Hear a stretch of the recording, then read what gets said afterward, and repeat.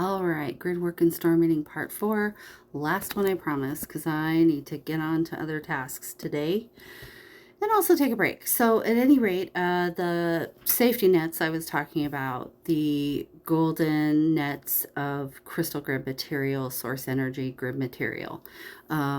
Think of these nets like your sandbags or your your protection, your domes of protection. You can also just put a love bubble over the area, the love frequency bubble. But for the storms, when you're putting this grid down, this grid netting, what you're doing is you're taking the net and you are applying it to areas for specific purposes. So like, for instance, I'm making an entire net and taking that and laying over the entire state of Florida to assist in water absorption.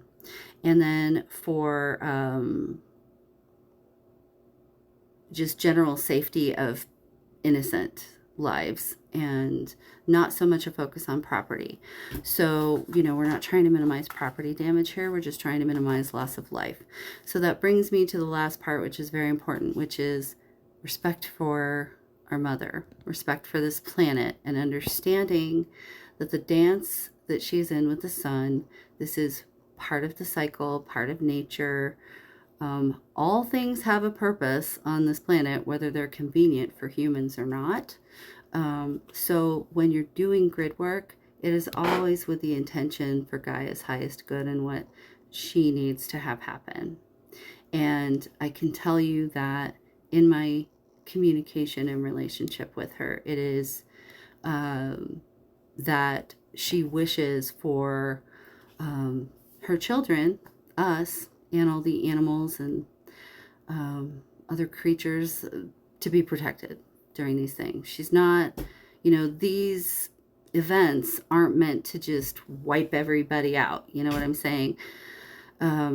But we have to keep in mind that we must be asking for this protection and doing this grid work and applying this safety with reverence for the natural processes of the planet, what the mother needs, and not infringing upon that or having selfish motives like, oh, please don't, destroy the stadium because that would suck and it's a lot of money.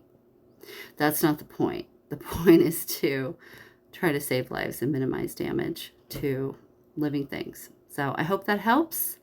And I'm sure I have more to say on it, but I've got to shut up now. So I love you all and stay safe out there.